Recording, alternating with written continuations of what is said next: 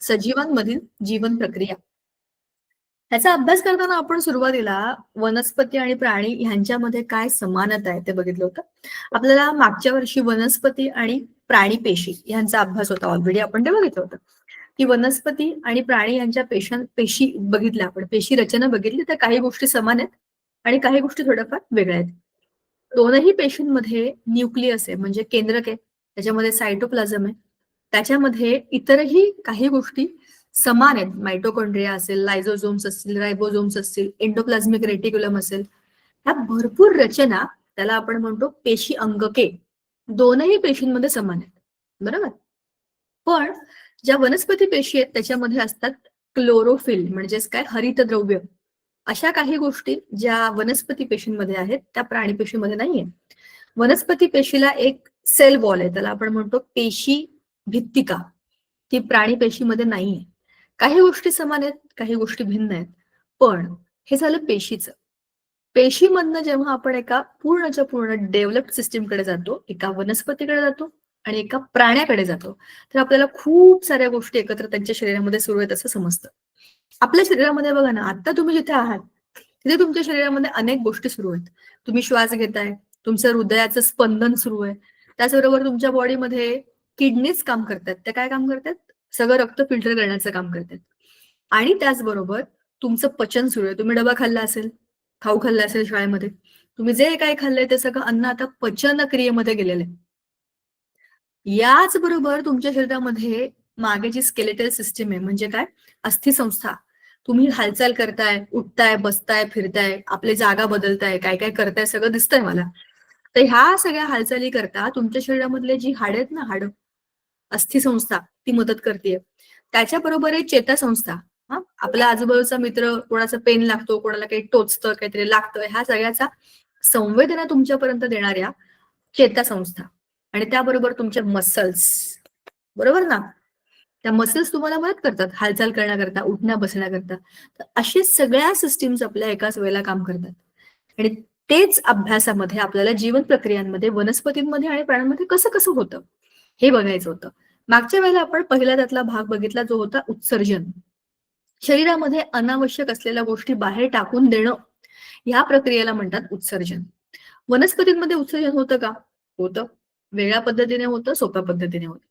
उदाहरणार्थ, वनस्पतींच्या बुंध्यावरती, त्यांच्या खोडावरती तुम्ही असं काय काय असं जुनं झालेलं, वाळलेलं असं सालींसारखं काही बघितलंय का?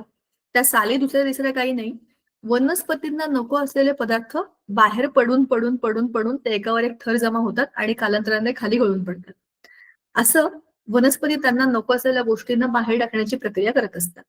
त्याचबरोबर वनस्पतींच्या पानांमध्ये तिथे स्टोमेटा नावाची एक छोटे छोटे छिद्र असतात पानांच्या खालच्या बाजूला. त्याच्यामधून गॅसेसचा एक्सचेंज म्हणजे गॅस म्हणजे वेगवेगळ्या वायूंचा एक्सचेंज होत असतो पानाच्या आत पानाच्या बाहेर. म्हणजे झाडाच्या आत झाडाच्या बाहेर जाण्याकरता आपलं जसं नाक आहे तसं वनस्पतींच्या पानांमध्ये हे स्टोमॅटा असतात. बरोबर? आणि त्याच्यामध्ये ट्रान्सपोर्ट सिस्टीम ही एक आपण बघितली होती. वनस्पती आणि प्राणी यांच्यामधल्या ट्रान्सपोर्ट सिस्टीम मध्ये सगळ्यात महत्वाची गोष्ट आहे, वनस्पतींमध्ये स्पेशल टिश्यू आहेत. टिश्यू म्हणजे उती उती उती पेशींपासून उती बनतात. तर त्या स्पेशल उती आहेत ज्यांना म्हणतात झायलम आणि फ्लोएम. आपल्या शरीरामध्ये जसं रक्त आहे सगळीकडे, तुम्हाला कुठेही लागलं ना, जखम झाली तर त्यातनं रक्त येतं. म्हणजे इथे बोटाच्या टोकाला बघा, नाही तर इथे बघा, नाही तर पोटाला बघा, अगदी शरीराच्या आतमध्ये जरी जखम झाली ना कधी, तर तिकडनं रक्तस्त्राव होतो. बरोबर? आपल्या शरीरामध्ये प्रत्येक पेशीच्या आजूबाजूला कुठे ना कुठे रक्त आहे. रक्त हे आपल्या शरीरातला कनेक्टिंग टिश्यू आहे, सगळ्यांना एकमेकांना जोडणारा. तसं ह्या सगळ्या प्लांट्समध्ये म्हणजे वनस्पतींमध्ये वहन करणारी एक संस्था आहे. ठीक आहे? Transportation system.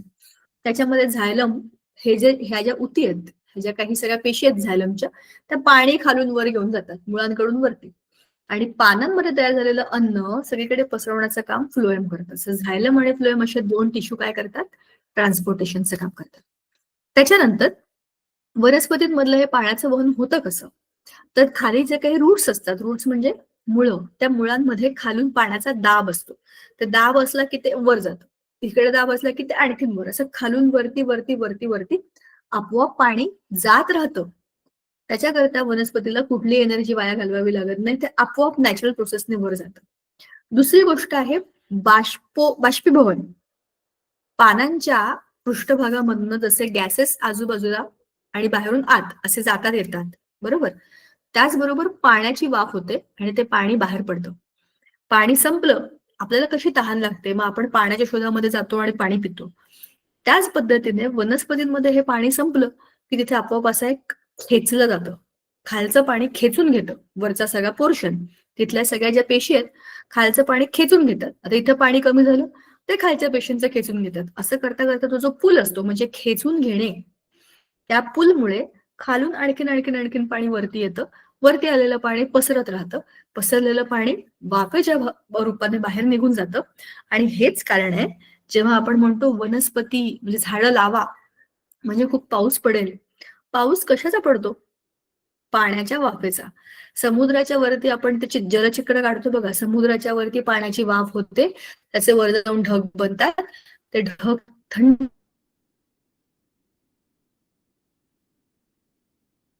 झाले की त्याच्यापासून खाली पाऊस पडतो. हे चित्र आपण काढलंय. ह्या चित्रामध्ये कुठेही झाड नाही. तरी असं झाडाला म्हणजे पाऊस पडेल, कारण जिथे झाडं असतात तिथे वरती खूप जास्त बाष्प असतं. ते बाष्प जसं वर जातं आणखीन तिथे आणखीन थंड होतं. त्याला काय म्हणतात घनन, हो ना? आणि मग त्याच्यानंतर खाली आपोआप पाऊस पडतो. जिथे जास्त झाड तिथे जास्त पाऊस असतोच. तुम्ही कुठेही बघा. तुमच्या एरियामध्ये एकाच शहरामध्ये 2 एरिया बघितलं तुम्ही. ज्या एरियामध्ये जास्त वनस्पती आहेत तिथे जास्त पाऊस पडतो. जिथे कमी आहे तिथे कमी पाऊस पडतो. हे तुम्ही अनुभवलं असेल. जर तुमचं निरीक्षण तसं असेल तर तुम्हाला हा अनुभव आला असेल. समजलं, ह्या 2 गोष्टी आहेत. त्या मुळांमध्ये असलेल्या पाण्याचा दाब आणि दुसरा आहे बाष्पीभवनामुळे निर्माण होणारं जे काही प्रेशर आहे की कमी आहे त्याला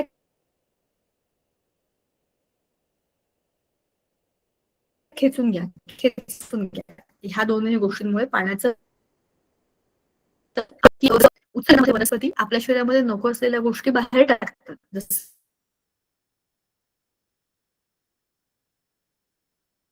मी तुम्हाला मगाशीच सांगितलं की त्याच्या सालींवरती जे काही असं ते त्याचे वाढलेले पार्ट्स असतात ना, आपण म्हणतो की साली झाडाच्या साली खाली पडल्यात बुंधावरच्या, त्याच्यामध्ये नको असलेला भाग जमा केलेला असतो. त्याचबरोबर वनस्पती त्यांच्या मुळांमधनं पण नको असलेल्या गोष्टी खाली जमिनीत सोडून देतात.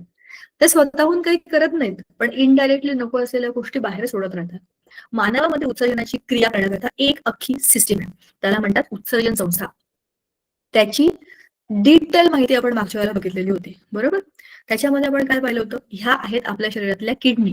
प्रत्येक माणसाच्या शरीरामध्ये 2 किडनी असतात, बरोबर? एक डावीकडे आणि एक उजवीकडे. आपल्या मणक्यांच्या एक डावीकडे, उजवीकडे, आपल्या पाठीच्या इकडे खाली. अशा त्या 2 असतात. किडनी शेप असतो त्याचा.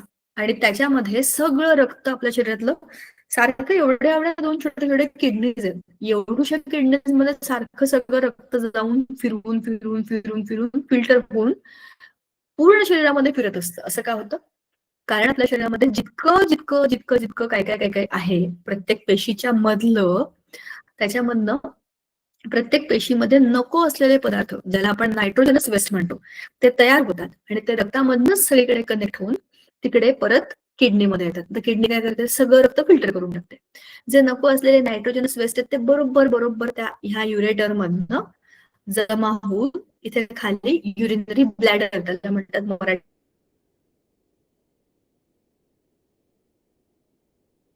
मूत्राशय. त्याच्यामध्ये जमा होते. असं अशी मसाची बॅग त्याच्या लिक्विड जमा होत राहतं आणि एका विशिष्ट प्रेशरच्या इंडिकेशनमुळे इथे खाली एक कॉक असतो. तो कॉक बंद करणं आणि उघडणं हे आपलं ऐच्छिक कार्य असतं जेव्हा आपण जरा मोठे होतो तेव्हा.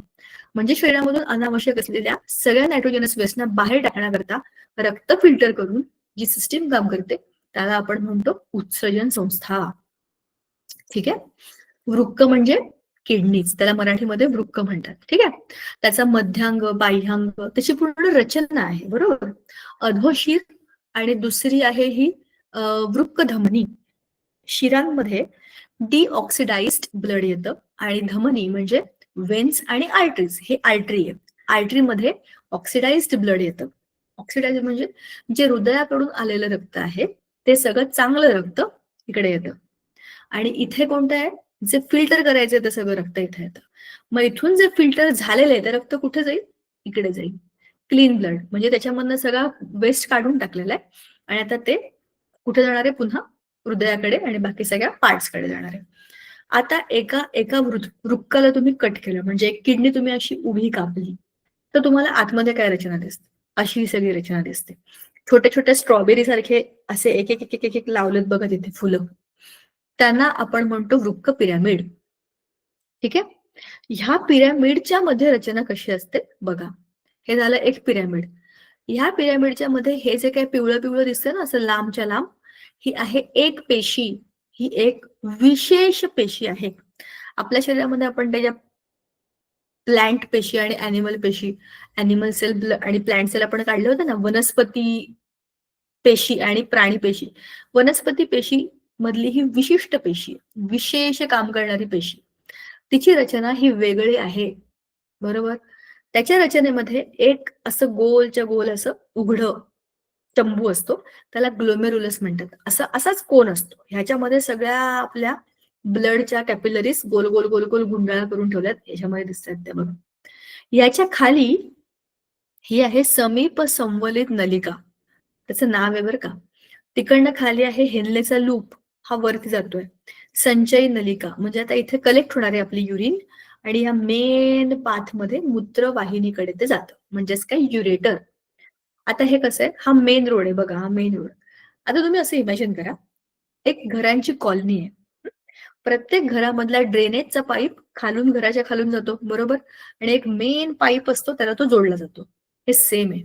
ह्या एका वृक्काच्या एका फुलामध्ये, ह्या एका सेक्शन मध्ये अशा अनेक नेफ्रॉन्स लावलेले आहेत आणि प्रत्येक नेफ्रॉन मध्ये ते ब्लड कॅपिलरीज आहेत. तिकडे ते क्लीन करेल रक्त, फिल्टर करेल, नको असलेल्या गोष्टी इकडे टाकेल आणि हवं असलेलं रक्त परत वरती जाईल. असं कधी होत नाही की किडनी मधनं रक्त खाली आलं आणि ब्लड खराब असलेलं वर गेलं. असं सिस्टीम मध्ये नाहीये. सिस्टीम मध्ये व्हायरस जात नाही. या सिस्टीम मध्ये कधीच व्हायरस जात नाही. या सगळ्या सिस्टीम्स आहेत, ह्या नॅचरली अशा डेव्हलप झालेल्या आहेत. हजारो वर्ष लागले आहेत त्या बनायला, बरोबर. आत्ताचा आपला जो शरीराचा तुम्ही अभ्यास केलात, हे जे मानवी शरीर आता बनलंय ना, ह्याच्या मागे खूप मोठा उत्क्रांतीचा इतिहास आहे. जेव्हा आपण अगदी एका टिंबा एवढे होतो ना, एका सेल एवढे छोटेसे, समुद्रामध्ये जेव्हा पहिला जीव निर्माण झाला, तेव्हापासून त्या जीवाच्या मेमरीमध्ये, म्हणजे मेमरीमध्ये ज्या गोष्टी स्टोर्ड आहेत, त्याचा अभ्यास करत करत करत करत आत्ताची आपली ही सिस्टीम आहे. समजलं? म्हणून या सिस्टीम मध्ये व्हायरस जात नाहीत. ह्या ऑर्गन्सच्या कामामध्ये सहसा बिघाड होत नाही, जोपर्यंत काहीतरी मेजर प्रॉब्लेम येत नाही तोपर्यंत. ठीक आहे. म्हणजेच काय, निसर्गतः ह्या गोष्टी अशाच चालतात. हजारो वर्षापासून अशाच चालतात, बरोबर.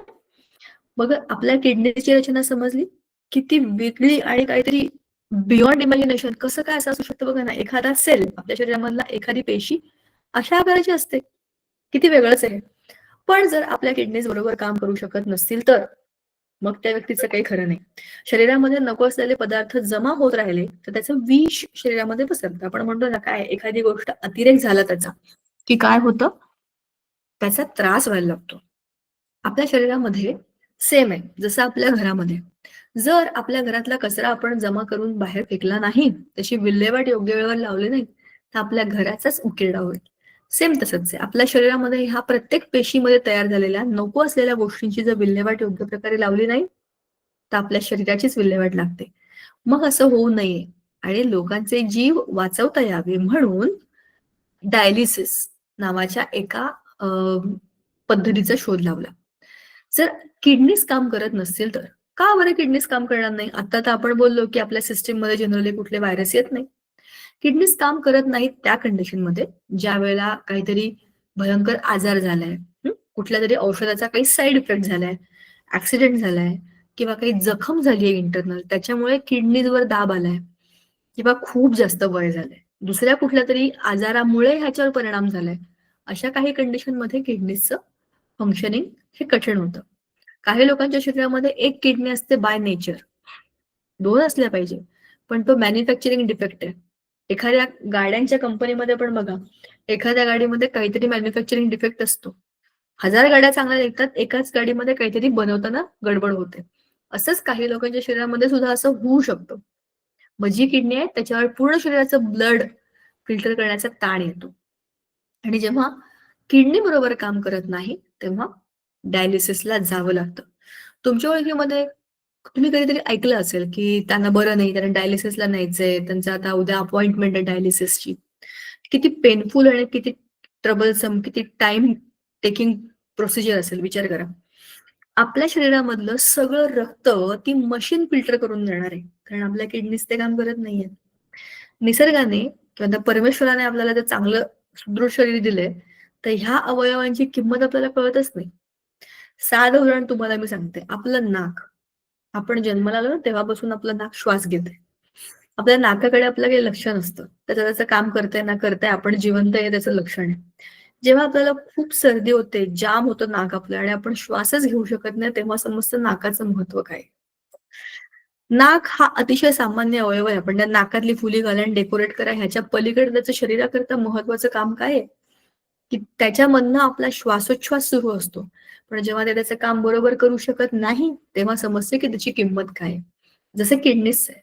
जेव्हा किडनीच त्याचं काम बरोबर करू शकत नाही, तेव्हा पर्याय म्हणून डायलिसिसचं मशीन आहे. मग ह्या मशीनमध्ये बघा, एका म्हणजे शिरेमधनं एक ट्यूब जातीये आणि ती त्या मशीनमध्ये याला म्हणतात व्हॅलेशन यंत्र. डायलिसिसचं हे मशीन आहे. याच्यामधनं सगळं ब्लड फिल्टर होत, होत, होत, होत, होत, होत नको असलेला म्हणजे नायट्रोजनस वेस्ट याच्यामधनं जे युरिन म्हणून आपल्या शरीरातनं बाहेर पडतं ना, तेच मशीन बाहेर काढून टाकतं आणि हे इकडे गेलं. आता पूर्ण शरीरामध्ये रक्त पुन्हा सोडलं जातं त्याच्या धमनीमध्ये. शिरेमधनं रक्त घ्यायचं, धमनीमधनं रक्त सोडायचं. विचार करा त्या माणसाला किती त्रास होत असेल? असंच्या असं बसून राहायचं, मशीनवरती हात लावून ठेवायचा आणि डायलिसिस होईपर्यंत सगळं शरीरातलं रक्त फिरत राहतं, क्लीन होत राहतं आणि तो माणूस बिचारा वाट बघत असतो, की ही डायलिसिसची अपॉइंटमेंट आपली कधी संपेल. पण आपल्याला मेडिकल सायन्सचं कौतुक करायला पाहिजे, हो की नाही? असं एक यंत्र ज्याच्यामुळे किडनीच काम करत नाहीयेत का? नको असू दे. पण तो माणूस तर बरोबर सर्व्हाइव्ह होऊ शकतो. अशी योजना करणारं हे मशीन आहे, किती मदत करत असेल लोकांना. सो मेडिकलचं आपण कौतुक करावं, पण आपल्या अवयवांची काळजी आपण घ्यावी, पर्पजली घ्यावी. आता आपण ज्या वयामध्ये आपण खेळतो, उड्या मारतो, पळतो, पडतो, लागतं आपल्याला. खूप ठिकाणी आपल्याला लक्ष पण नसते, की आपल्याला काय लागलं. पण जेव्हा निसर्गाने दिलेल्या गोष्टींमध्ये काहीतरी कमी जास्त होतं ना, तेव्हा ते अक्षरशः माणसाच्या जीवावर बेतू शकतं. सो काळजीपूर्वक आपल्या शरीराचं आणि आपल्या आयुष्याचं आपण नियोजन करावं. तरी काही गोष्टी आपल्या हातात नसतात, पण त्याच्यावरती आपला काही काही विचारच नसतो. त्याच्यावरती तुमचं काही कंट्रोल पण नसतो. नंतर आहे समन्वय. ही दुसरी इम्पोर्टंट सिस्टम आहे आपल्या बॉडीमधली. तुम्ही माझ्याशी बोलताय किंवा माझं बोलणं ऐकताय आणि तुमचं मन तिथे दुसरीकडेच चाललंय, तुम्ही काहीतरी वेगळंच करताय. असं काही होतंय का? असं होत असेल तर समन्वय नाहीये. पण तुम्ही असे काही तुमच्या आजूबाजूला लोकं बघितले असतील, ते काहीतरी वेगळंच बोलत असतात, कुठेतरी वेगळीकडेच बघत असतात. त्यांच्या हातात काहीतरी तिसरीच गोष्ट असते. त्यांच्या चालण्याच्या, बोलण्याच्या ह्याच्यामध्ये त्यांचा कंट्रोल नसतो. हे सगळं ते मुद्दाम नाही करत. त्यांच्या शरीरामध्ये जी समन्वय प्रणाली आहे, ज्याला आपण म्हणतो कोऑर्डिनेशन सिस्टम, ती बरोबर काम करत नाहीये. बॅटिंग करायला बॅट हातात घेतात, समोर बॉल आला, बॉल निघून जातो आणि मग त्यांची बॅट उचलली जाते. त्यांना ते कोऑर्डिनेटच करता येत नाही, की समोर काय चाललंय, मी काय करतोय. आणि हा त्यांच्या अंतर्गत क्रियेमध्ये असलेला एक एक अडचण आहे ती. बरोबर? समन्वयामध्ये येणारी अडचण. आता हे सगळं कशामुळे होतं? आपल्या शरीरामध्ये जे काही कोऑर्डिनेशन असतं, ते आपल्या हालचालींमध्ये असतं, आपल्या विचारांमध्ये असतं. मी विचार करतोय आणि मी बोलतोय. हं? ह्या 2 गोष्टी वेगळ्या आहेत. मला जे वाटतं मी तेच बोलतोय का? आता तुमच्या मनामध्ये असेल, की मला झोप आलीये, पण मला ना हे ऐकायला लागतंय. पण तुमचं माईक ऑन झालं, की तुम्ही हे बोलाल का? आपल्या डोक्यातलं म्हणजे आपल्या मनातलं, आपल्या इंटरनल जे काही थॉट्स आहेत ते आपण प्रत्येक वेळी बोलतोच असं नाहीये. काय करायचं, कधी करायचं, कसं करायचं या सगळ्याची सिस्टम आहे. ती आपली बॉडी ऑटोमॅटिक आणि आपल्याला आपलं सोसायटी दोन्हीकडनं या गोष्टी आपल्याला शिकायला मिळतात. तर ते आहे आपलं बॉडी कोऑर्डिनेशन. तुम्हाला तहान लागली असेल, तर तुम्ही काय कराल, थांबाल, एका ठिकाणी उभे राहून पाणी प्याल आणि मग चालायला लागेल. बरोबर? चालता-चालता पाणी पिण्याचा उद्योग केलाय तुम्ही? आपण सगळे करतो. बसमध्ये बसल्यावर, गाडीमध्ये बसल्यावर, गाडी सुरू असताना पाणी पितो आणि ते नाकात जातं, तोंडावर पडतं, अंगावर पडतं. कारण कोऑर्डिनेशन नाहीये. तुम्हाला बाहेरनं जर्क बसतोय. पण तुमच्या हातात जेव्हा गोष्टी असतात, तेव्हा तुमचा हात, तुमचं तोंड, तुमचे डोळे सगळं बरोबर असतं. तुमचं पाणी उगाच सांडत नाही. तुम्ही लहान असलात तर नक्की सांडतं 100%. आणि म्हणूनच लहान मुलांमध्ये हे कोऑर्डिनेशन नसतं, जे हळू अनुभवातनं येतं. बरोबर? आणि मग आहे तापमान नियमन. आपल्या शरीरामध्ये पण आपल्या बॉडीचं टेम्परेचर मेंटेन करणं, कोऑर्डिनेट करणं ही एक महत्वाची गोष्ट चालते. आता आजूबाजूला बऱ्यापैकी गार वातावरण आहे. गारवा आहे. थंडी सुरू झाली आहे बऱ्यापैकी. आता आजूबाजूला थंडी आहे, तर आपल्या बॉडीमध्ये घाम येईल का? नाही येणार. उलट आपण एकावर एक 2 स्वेटर घालून जरी बसलो, थंड बाहेर असल्यावरती, तरी आपल्याला घाम येणार नाही, थंडीच वाजत राहील. कारण आपलं शरीर ऑलरेडी गार झालेलं आहे. त्याला आता गरम नाही व्हायचंय. घाम येणं हे कधी होतं? जेव्हा बाहेरचं तापमान खूप जास्त असतं आणि आपल्या शरीराला गार करायचं असतं, तेव्हा आपोआप घाम येतो. बाहेरून शरीराच्या बाहेरचे पाणी म्हणजे शरीराच्या आतलं पाणी बाहेरून जेव्हा पसरलं जातं, तेव्हा तिचं तापमान आपोआप कमी होतं. आणि आपल्या त्वचेचं तापमान कमी करण्याकरता खूपदा आपल्याला घाम येतो. बरं, आपण म्हणतो किती गरम आहे म्हणून घाम येतोय. घाम येतो कशाकरता? आपल्या त्वचेला गार करण्याकरता. बरोबर? रक्तवाहिन्या पसरणे यासारख्या समन्वित प्रतिसादामध्ये शरीर थर्मल समतोल साधते. रक्तवाहिन्यांचं प्रसरण होणे. रक्तवाहिन्या एक प्रकारच्या ट्यूब्स आहेत. खूप जास्त तापमानाला त्यांना त्या प्रसरित झाल्या तर त्या फुटू शकतात. म्हणून आपली बॉडी स्वतःला मेंटेन ठेवते. बरोबर? आपण वॉर्म ब्लडेड ॲनिमल्स आहेत. म्हणजे आपण गरम रक्ताचे प्राणी आहोत. ह्युमन्स, मॅमल्स सगळे ॲक्चुअली. त्यामुळे आपल्या शरीराचं तापमान हे बाहेरच्या तापमानाप्रमाणे बदलत नाही. आपण ते मेंटेन ठेवतो. आपल्या बॉडीचं टेम्परेचर 37 डिग्रीज असतं. पण बाकी भरपूर सारे प्राणी असे बाहेरचं तापमान कमी झालं की त्यांच्या बॉडीचं कमी होतं. जास्त झालं की त्यांच्याही बॉडीचं जास्त होतं. हे त्यांना कंट्रोल करण्याकरता दुसऱ्याच गोष्टी कराव्या लागतात, जिवंत राहण्याकरता. तसं आपलं नाहीये. आपलं टेम्परेचर तेवढंच राहतं. कुठलंही बाहेरचं तापमान असेल तरी सुद्धा. त्याच्याकरता आपल्या बॉडीला कोऑर्डिनेशनची गरज असते. बाहेर काय चाललंय? मला काय करायचंय? नंतर आहे होमिओस्टॅटिक आपल्या ज्या काही क्रिया असतात त्या. होमिओस्टॅटिक म्हणजे ज्या क्रियांवरती आपला काही कंट्रोल नाहीये.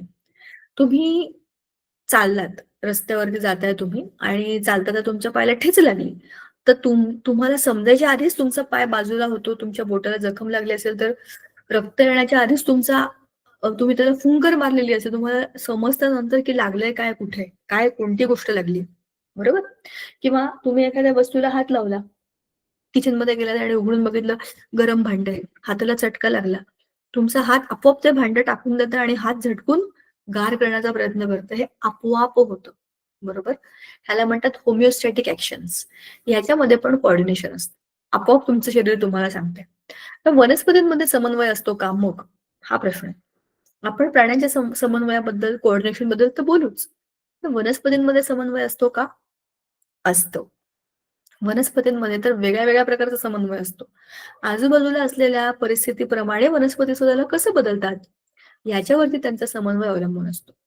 तुम्ही तुम्हाला शाळेमध्ये पण ते सांगितलं होतं बघा, की प्रकाशाकडे आपल्या वनस्पती झेपावतात. ज्या बाजूला प्रकाश असेल त्या बाजूला वनस्पती जातात. त्याला काय म्हणतात? वनस्पतींचा प्रकाशाकडे असलेला प्रतिसाद. त्याला म्हणतात प्रकाशाकडे असलेला प्रतिसाद.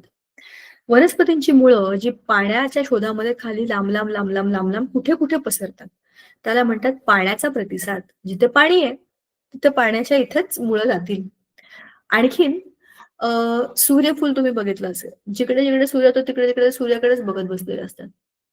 जस्ट इमॅजिन करा. तुम्ही सूर्य आहात आणि तुमच्या समोर एक छोटं बाळ आहे, जे एक सूर्यफूल आहे.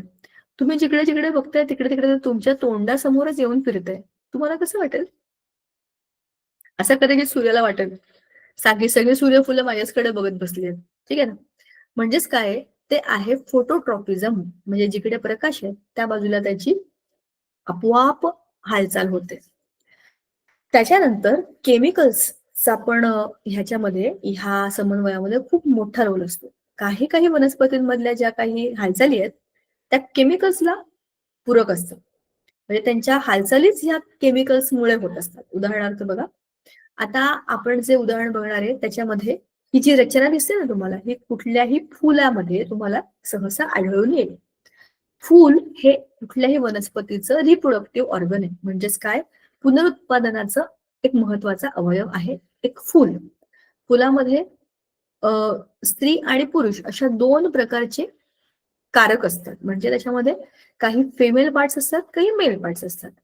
आता इथे या चित्रामध्ये जे तुम्हाला खाली मध्यभागी जे अंडाशय दिसतं ना, खाली एकदम हिरव्या रंगाचं डार्क, त्या अंडाशयामध्ये छोटी छोटी बीजांड असतात, बरोबर.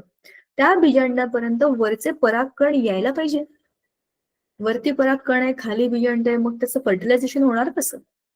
जर बी बनवायची असेल कुठल्याही वनस्पतीमध्ये, बी केव्हा बनते? जेव्हा त्याचं फलन होतं. फलन म्हणजे फर्टिलायझेशन होतं.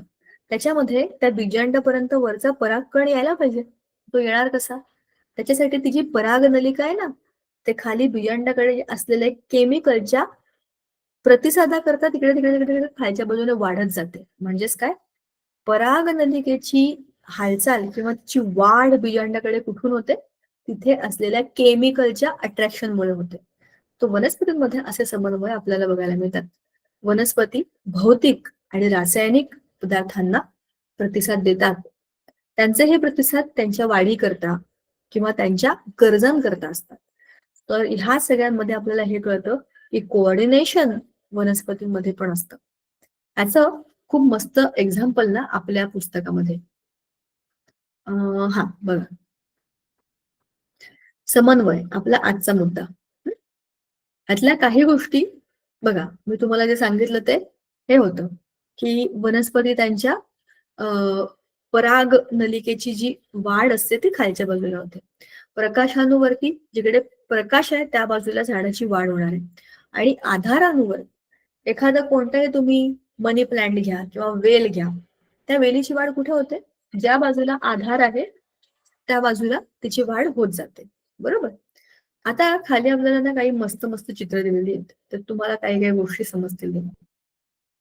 हा, लाजाळू. लाजाळू मध्ये काय होतं? लाजाळू हे असं झाड आहे, त्याच्यामध्ये आपण बोट लावला की त्याची पानं बंद होतात. असं का होत असेल? आपल्याला माहितीये, हिरवी पानं, ताजी ताजी हिरव्या रंगाचा पाला जर असेल तर तो खाण्याकरता अनेक मेंढ्या, बकऱ्या, शेळ्या येत असतात आणि त्यांचं ते अन्नच असतं. पण लाजाळूची पानं त्याला बोट लावले की मिटतात. कुठलाही प्राणी बघा अशी मेलेली वाळलेली पानं खात नाही, फ्रेश पानं खात. पानं मिटल्याचा अर्थ किती मलूल झालेत, ती खायची नाही आपण. असं लाजाळू मध्ये प्लॅनिंग नसतं. दुसरं महत्वाचं, त्याला काटे असतात. त्या काट्यांना धक्का लागून पण ते प्राणी तिथे येत नाही. म्हणजे लाजाळू स्वतःचं संरक्षण करण्याकरता कसं बदललंय? स्वतःचं त्याने कोऑर्डिनेशन म्हणजे समन्वय असा केला आहे की मला काटे पण आहेत, दुसरं माझी पानं पण मिळते धक्का लागल्यावर. दुसरं आहे या चित्रामधलं व्हीनस फ्लायट्रॅप. तर ही वनस्पती काय आहे? ही तर एक अजीबोगरीब प्राणी खाणारी वनस्पती आहे. म्हणाल काय बोलताय, वनस्पती कशाला प्राणी खाईल? पण ही वनस्पती प्राणी खाते. ही आणि याच्यासारख्या 2-3 वनस्पती आहेत, त्या काय करतात? त्यांच्या वाढीकरता लागणाऱ्या नायट्रोजनस वेस्ट नाही, नायट्रोजनस सप्लाय त्यांना त्यांच्या आता मातीमधनं मिळत नाही. मग ते काय करतात? कीटकांमध्ये तर नायट्रोजन असतं. आता हे असं असं त्याचं रचना आहे बरं का. त्या व्हीनस फ्लायट्रॅपच्या पानांची रचना अशी आहे आणि त्याला असे असे दात आहेत. तर ह्या मधल्या खड्ड्यामध्ये ना एक असं जेल सारखं लिक्विड असतं आणि त्याचा एक असं मंद मंद गोडसर सुगंध येत असतो. तुम्हाला सगळ्यांना माहितीये की वनस्पतींच्या फुलांमध्ये एक प्रकारचा गंध असतो आणि तो खाण्याकरता हे सगळे माशा, मधमाशा, फुलपाखरं तिकडे येतात. त्यातला तो रस ते पिऊन घेतात आणि त्यांचं पोषण त्याच्यावरती होत असतं. आता ह्या व्हीनस फ्लायट्रॅपला त्या जेलमध्ये असं काहीतरी त्याने सुगंध ठेवलाय की त्या सुगंधाकडे आकर्षित होऊन सगळे किडे तिकडे येतात. त्यांना वाटतं अरे हा तर नेक्टर आहे आणि मस्त जेल सारखा दिसतोय, पण ते जातात, ते पिण्याचा प्रयत्न करतात, पण ते केमिकल असतं आणि ते केमिकल त्या कीटकांना डिझॉल्व्ह करतं म्हणजे विरघळून टाकतं. ते तडफडतात, बाहेर पडण्याचा प्रयत्न करतात, कारण की ते जेल आहे त्याच्यामध्ये पाय अडकून जातात त्यांचे. ते खालून धडपड करतात बाहेर पडायची, तर वरनं पानं बंद होऊन जातात. ते काटे काट्यासारखे दिसतात का, दातांसारखे, ते असे झपाक्कन बंद होतात खालून आणि वरून. दोनही कडनं ते किडे आता अडकले. बघा ते प्लांट कसलं डेंजरस आहे. म्हणजेच ते काय करतं, त्याला खाऊन टाकतं कीटकाला. तिसरं चित्र तुमच्या सगळ्यांच्या ओळखीचं आहे कमळ. कमळ हे पाण्यात राहतं. कमळाची पानं पण पाण्यात असतात. पण ते कधी सडत नाही, कुजत नाही, खराब होत नाही. कारण कमळाच्या पानांवरती आणि त्याच्या पाकळ्यांवरती सुद्धा एक असा हलकासा मेणाचा थर असतो. त्याच्यामुळे त्याच्यात किती पाणी पडू दे, ते सगळं ओघळून खाली जातं. म्हणजे ह्याचा अर्थ काय आहे? पाण्यात राहून सुद्धा खराब न होण्याची टेक्निक कमळाकडे आहे. ही कशामुळे आली? कोऑर्डिनेशन. आजूबाजूला असलेल्या गोष्टींचं कोऑर्डिनेशन करणं. मग आहे तेरडा. तेरड्याची फुलं तुम्ही सगळ्यांनी बघितलेली असतील. स्पेशली पावसाळ्यामध्ये जेव्हा गणपती बाप्पा येणार असतो की नाही, त्या काळामध्ये एक मिनिट हां. त्या काळामध्ये अ, ह्याच्या बिया फुटतात आणि त्या सगळीकडे पसरतात.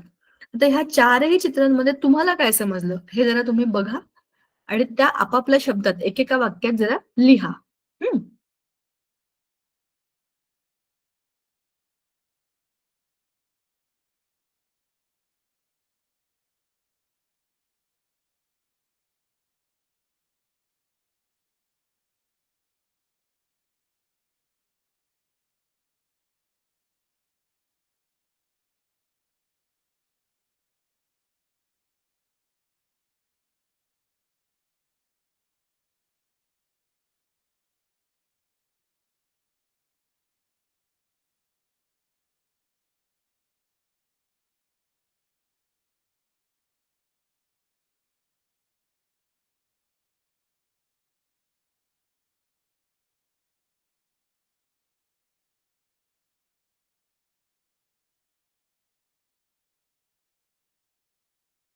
येस. चला. पाहिलं का तुम्ही? मी तुम्हाला त्या चित्रामधनं तुम्हाला काय कळलं हे लिहायला सांगितलं होतं. तुम्ही कोणी लिहिलेलं दिसत नाही मला. माझ्याचकडे बघत होतात तुम्ही. मध्ये-मध्ये मी तुम्हाला अभ्यासाला काम दिलेलं असतं, ते पूर्ण करायचं असतं. आपण जे काही बोललो ते तुम्हाला लक्षात आहे का हे बघण्याकरताच ते सांगितलं होतं. तेरड्याच्या फुलांबद्दल मी सांगत होते, की त्याच्या ज्या बिया असतात त्या वाळल्यावर त्या फुटतात फटाक आणि मग त्याच्या आतमधल्या ज्या छोट्या-छोट्या बिया असतात ना, त्या लांब-लांब पसरतात. शेंगा असतात अशा, अशा, अशा आकाराच्या शेंगा आणि त्या वाळल्या की अशा फुटून जातात आणि मग सगळीकडे त्याच्या बिया पसरतात. जिकडे पसरतात तिकडे पाऊस पडल्यावरती परत ही तेरड्याची फुलं उगवतात आणि खूप वेगवेगळ्या रंगाची इतकी सुंदर सुंदर फुलं असतात ना ही. ऑरेंज, पिवळी, पांढरी, पिंक सगळ्या रंगाची असतात. जांभळी खूपच छान असतात. आता ह्या सगळ्या वनस्पतींमधलं जे कोऑर्डिनेशन आहे ते कशासाठी आहे? त्याच्या वाढीसाठी, त्याच्या जगण्यासाठी. आता आपल्या शरीरामध्ये कोऑर्डिनेशन कसं होतं? चेतासंस्थेमुळे होतं. त्याला म्हणतात चेता नियंत्रण म्हणजे नर्व्हस कंट्रोल. आता जरा ही गोष्ट डिटेलमध्ये समजून घ्या. चेतापेशी, चेतापेशी म्हणजे न्यूरॉन ह्या आपल्या ब्रेनमध्ये आणि आपल्या स्पायनल कॉर्डमध्ये म्हणजे काय अ, मेंदू आणि काय म्हणतात त्याला मराठीमध्ये? मज्जारज्जू. येस. मज्जारज्जू आणि मेंदू ह्या दोघांना जोडणाऱ्या ज्या काही स्पेशल पेशी असतात, जसं की आपण मगाशी बघितलं किडनीमध्ये असतात नेफ्रॉन, तसं आपल्या ह्या नर्व्हस सिस्टममध्ये असतात न्यूरॉन, ह्याला म्हणतात चेतापेशी. या शरीरामध्ये एका ठिकाणाहून दुसऱ्या ठिकाणी संदेश वहनाचं कार्य करतात. आपल्या शरीरामध्ये माझ्या बोटाला टोचलंय, तर इथली जी गोष्ट आहे ती माझ्या मेंदूपर्यंत किंवा माझ्या मणक्यापर्यंत जायची असेल, तर ती कशी जाईल? हे माझी चेतापेशी ठरवते. ठीक आहे? नंतर ह्याच्यामध्ये आहे, की ह्याची रचना बघा. ह्या चेतापेशीची रचना वरच्या बाजूला आहे वृक्षिका, केंद्रक, खाली आहे मज्जावरण हं? आणि इथे काय आहे? अक्षतंतूचे अग्र. ह्या अग्रांना या वरच्या दुसऱ्या खालच्या ह्याच्या खाली असा आणखी एक चेतापेशी असते. एका खाली एक, एका खाली एक, एका खाली जशी झुगझुगडी असते की नाही? एका पेशीच्या बाजूला दुसरी, दुसरीच्या बाजूला तिसरी, तिसरी अशी रचना एका रांगेमध्ये असते. आता ह्या पेशीच्या अग्रांच्या इकडे वरच्या पेशीची वृक्षिका अशा येतील. म्हणजे ह्याच्या अग्राला त्याचे केस, ह्याची शेपूट त्याचे केस, त्याची शेपूट ह्याचे केस असे जोडलेले, जोडलेले, जोडलेले असतात. सगळ्यात मजेची गोष्ट अशी आहे याच्यामध्ये विद्युत रासायनिक आवेग निर्माण निर्माण करण्याची आणि वहन करण्याची क्षमता असते. त्याला आपण म्हणतो केमिकल आणि इलेक्ट्रोकेमिकल असा एक झटका, असा असा जर्क बसतो. उदाहरणार्थ आपल्या बोटाला चटका लागला की इथे तो जर्क तयार होईल. मग ते असं सगळीकडे वाहत वाहत वाहत वाहत वाहत जाईल, आपल्या मणक्यापर्यंत जाईल. मणक्याला समजेल ओ ह्याला लागलंय. मग ती इन्फॉर्मेशन तिकडून दुसऱ्या वहन करणाऱ्या चेता पेशीकडनं बोटाकडे जाईल आणि मग तिथून ते मसलला सांगेल हात मागे येईल. समजलं? सो अशी जी काही रचना असते ही कशामुळे असते? याच्या वृक्षिका आणि याचे अग्र एकमेकांना जोडलेले असतात, खालचे वरचे खालचे वरचे. ठीक आहे. आणि त्याच्यामध्ये सगळ्यात महत्वाची गोष्ट मी म्हणते तशी विद्युत रासायनिक आवेग हे निर्माण होतात. त्याच्यामधनं माहिती एका ठिकाणून दुसरीकडे दुसरीकडून पुढे पुढे पुढे प्रसारित केली जाते आणि आपल्या शरीरामध्ये ही गोष्ट कळते. कुठेही काहीही झालं तरी पण तिथे आपोआप आपल्या मेंदूला आणि आपल्या मज्जारज्जूला समजतं. बरोबर?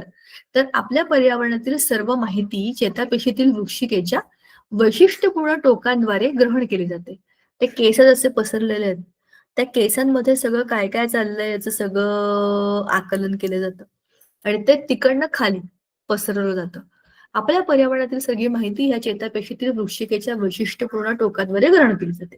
तिथेच रासायनिक प्रक्रिया सुरू होते आणि विद्युत आवेग निर्माण होतात. त्याचे वहन वृश्चिका म्हणजे वरचे केस आणि त्याची बॉडी आणि मग खाली त्याचं शेपूट म्हणजे अक्षतंतू यांच्याकडे जातं आणि तिकडनं परत दुसऱ्या चेतापेशीकडे अशी ती माहिती पुरवली जाते, गेली जाते इकडून तिकडे. हे आवेग एका चेतापेशीकडून दुसऱ्या चेतापेशीकडे संक्रमित केले जातात. यासाठी पहिल्या अक्षतंतूच्या शेवटच्या टोकाशी पोहोचलेला विद्युत आवेग चेतापेशीला काही रसायने स्त्रवणामध्ये उद्युक्त करतो. म्हणजेच काय, काही काही गोष्टी इकडून तिकडे तिकडून देण्याकरता काहीतरी केमिकल्स त्याला द्यावी लागतात आणि ही रसायनं दोन चेतापेशींदरम्यान असलेल्या अतिसूक्ष्म पोकळीमधून म्हणजे सिनॅप्स मधून जातात आणि तसेच आवेग पुढील चेतापेशीच्या वृश्चिकेमध्ये निर्माण करतात. दोन चेतापेशीच्या मध्ये अतिशय सूक्ष्म अशी जागा आहे. त्या जागेमधून पण ते जातात, म्हणजे इकडचा शॉक असं जातो तिकडे. त्याला सिनॅप्स म्हणतात. दोन सेल्सच्या मधली जी जागा आहे त्याला म्हणतात सिनॅप्स आणि त्याच्यामधून ती जी माहिती आहे किंवा तो जो काही इन्फॉर्मेशन आहे तिकडून तिकडे जाते. ठीक आहे. अशा प्रकारे आवेगांचे शरीरामध्ये वहन होते आणि हे आवेग चेतापेशींकडून अंतिमतः स्नायूपेशी किंवा ग्रंथीकडे पोहोचवले जाते. म्हणजे जी काही माहिती आहे ती योग्य ठिकाणी पोहोचते, त्याच्यावर काम केलं जातं आणि त्याच्यावरती पुढे रिझल्ट पण येतो. बरोबर ना? म्हणजेच काय, एखादी कृती घडवून आणायची असेल तेव्हा सर्वात शेवटचे कार्य हे स्नायू ऊतींचे असते. कोणतेही कार्य होण्याकरता स्नायू पेशींची हालचाल होणं आवश्यक असतं. जेव्हा पेशी आखूड होण्यासाठी आपला आकार बदलतात तेव्हा पेशीच्या पातळीवर हालचाल घडून येते. स्नायू पेशींमध्ये असणाऱ्या विशिष्ट प्रकारच्या प्रथिनांमुळे आकार बदलण्याची क्षमता प्राप्त होते. तसेच याच प्रथिनांमुळे चेतांच्या विद्युत आवेगांना प्रतिसाद देण्याची क्षमता पेशीमध्ये निर्माण होते. म्हणजेच काय, पेशी इकडून तिकडे तिकडून इकडे सगळी माहिती घेऊन जातात. आता आपल्या शरीरामधले चेतापेशींचे प्रकार कोणते ते बघा. एक आहे संवेदी चेतापेशी, जे आपल्याला संवेदना करवतात. दुसऱ्या आहेत प्रेरक चेतापेशी, ज्या प्रेरणा देतात की तुम्हाला करायचंय काय. आणि तिसऱ्या आहेत सहयोगी चेतापेशी, या दोघांना जोडणाऱ्या. संवेदी म्हणजे संवेदना घेऊन जाणाऱ्या. आजूबाजूला काय चाललंय आपल्या शरीरामध्ये 5 ज्ञानेंद्रिय आहेत. डोळे, नाक, कान, जीभ आणि त्वचा. ह्या 5 ज्ञानेंद्रियांमुळे आजूबाजूला घडणाऱ्या सगळ्या गोष्टींचं आपल्याला ज्ञान होतं. बरोबर? या 5 आपल्या ज्ञानेंद्रियांनी जी काही माहिती आजूबाजूची आपल्याला मिळते, त्या संवेदी चेतापेशी आपल्या मेंदूकडे आणि मज्जारज्जूकडे किंवा मेरुरज्जूकडे घेऊन जातात. आता ह्या प्रेरक चेतापेशी काय असतात? मेंदूकडे किंवा मेरुरज्जूकडे जी काही माहिती गेली, तिकडनं करायचंय काय ह्याची ऑर्डर घेऊन येणाऱ्या असतात. त्या असतात मोटार न्यूरॉन्स म्हणजेच प्रेरक न्यूरॉन्स, प्रेरक चेतापेशी. आता आपल्या मणक्यांमध्ये जिथे आपला मेरुरज्जू आहे किंवा आपला मेंदू, जिथे ह्या दोन म्हणजे संवेदी आणि प्रेरक जिथे जॉईन होतात, ते एक छोटीशी लाईन असते. 5 मिनिटं. त्याला म्हणतात सहयोगी चेतापेशी. आता मानवी चेतासंस्थेमध्ये 3 भाग आहेत. एक आहे मध्यवर्ती चेतासंस्था, मग आहे परिघीय चेतासंस्था आणि तिसरी आहे स्वायत्त चेतासंस्था. आता हे सगळं काय आहे? मध्यवर्ती म्हणजे सेंट्रल नर्वस सिस्टीम, परिघीय म्हणजे पेरिफेरल नर्वस सिस्टीम आणि स्वायत्त म्हणजे ऑटोनॉमिक नर्वस सिस्टीम. बरोबर? म्हणजे काय? सांगते. मध्यवर्ती चेतासंस्था म्हणजे सेंट्रल नर्वस सिस्टीम, आपल्या बॉडीचा सेंट्रल पार्ट, जो सगळ्यांचा बॉस. त्याच्यामध्ये आहे मेंदू आणि मेरुरज्जू. बरोबर? मेरुरज्जू म्हणजे स्पायनल कॉर्ड. मज्जारज्जू म्हणजे काय? म्हणजेच काय मेरुरज्जू का? मराठी काही काही शब्द मला माहिती नाही, तुम्ही जरा मला सांगा. ठीक आहे.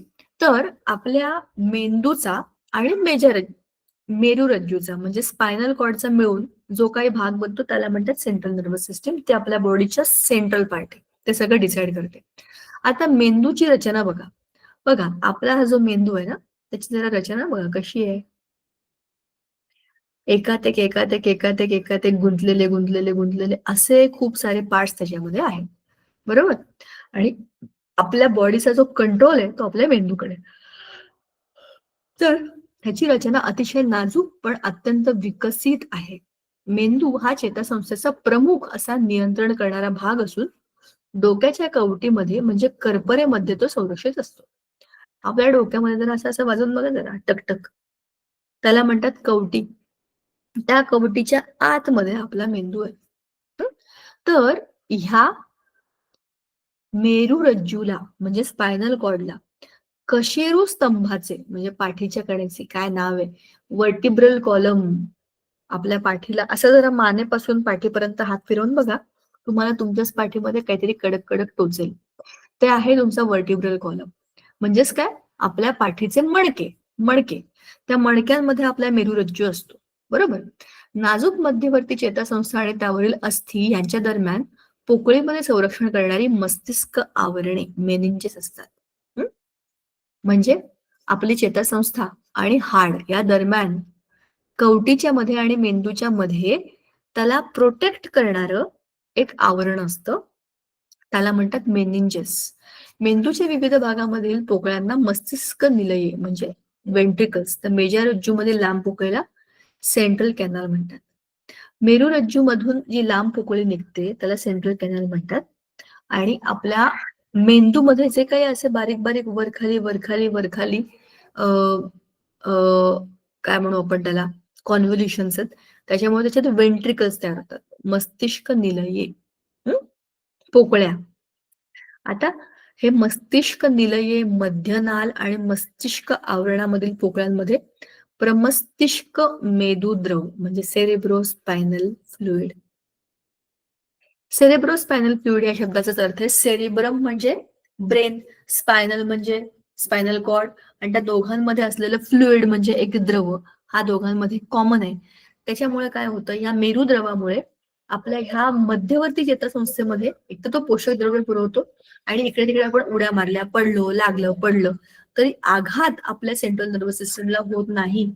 अतिशय महत्वाचं द्रव आहे मेरुद्रव. प्रमस्तिष्क मेरुद्रव. ठीक आहे. आता हे बघा, हा आहे आपला परमस्तिष्काचा भाग. हा खाली आहे मेरुरज्जू. हे आहे मस्तिष्क पुच्छ आणि हे आहे अनुमस्तिष्क. ह्याला फोर ब्रेन, हिंड ब्रेन, स्पायनल कॉर्ड आणि याला मिडला ऑब्लॉंगेटा असं म्हणतात सोप्या भाषेमध्ये. प्रमस्तिष्क घड्या म्हणजे आपल्या आपल्या बॉडीवरचे नाही, ब्रेनवरचे कॉन्व्होल्युशन्स असे असे असे असे असे. एखादी लांब साईड तुम्ही घडी घडी घडी घालून कशी ठेवाल, अशी अशी अशी तशी ठेवलेली. मग आहे अनुमस्तिष्क सेतू. हा एक कनेक्टिव्ह पार्ट आहे ज्याच्यामधनं आपल्या मेंदू मधून खाली आपल्या मेरुरज्जू जातो, स्पायनल कॉर्ड जातो. मग आहे अनुमस्तिष्क म्हणजे छोटा मेंदू. ठीक आहे. आणि मस्तिष्क पुष्य म्हणजे मेडुला ऑब्लॉंगेटा. आता आपल्या मेंदूबद्दलची एक इंटरेस्टिंग गोष्ट बघू आपण आणि आपण आज थांबूया. हा जो आपला, नाही आपण हे पुढच्या वेळेला बघूया. आज आपण जे काही बोललोय ते आपल्या मेंदूच्या रचनेच्या सुरुवातीबद्दल आहे. हे काय एवढ्यात संपणार नाही, फार मोठं आहे आणि फार इंटरेस्टिंग आहे. पुढच्या वेळेला आपण हे जेव्हा डिस्कस करू तेव्हा आपल्या डाव्या आणि उजव्या मेंदूबद्दलची चर्चा करू. तुम्ही डाव्या हाताने लिहिता का उजव्या हाताने लिहिता सांगा जरा मला. मी उजव्या हाताने लिहिते. मी उजव्या हाताने लिहिते, तुम्ही कुठल्या हाताने लिहिता? दोन्ही? कुठल्या हाताने लिहिता? उजव्या. जे जे लोक उजव्या हाताने लिहितात त्यांचा डावा ब्रेन चांगला आहे. आणि जे लोक डाव्या हाताने लिहितात त्यांचा उजवा ब्रेन चांगला आहे. ते कसं, ते पुढच्या वेळेला आपण बघू. दोनही ब्रेन एकत्रच काम करतात, पण तरी सुद्धा आपल्या शरीरामध्ये कंट्रोल कोणाचा आहे, हे डावा का उजवा आपला ब्रेन ठरवतो. पुढच्या वेळेला हे डिटेलमध्ये बघू. आज आपण इकडे थांबू. Thank you so much. Bye bye. Thank you Sangeeta ma'am. Bye मुलांनो. भेटू पुढच्या वेळेला. Bye. Bye. Bye.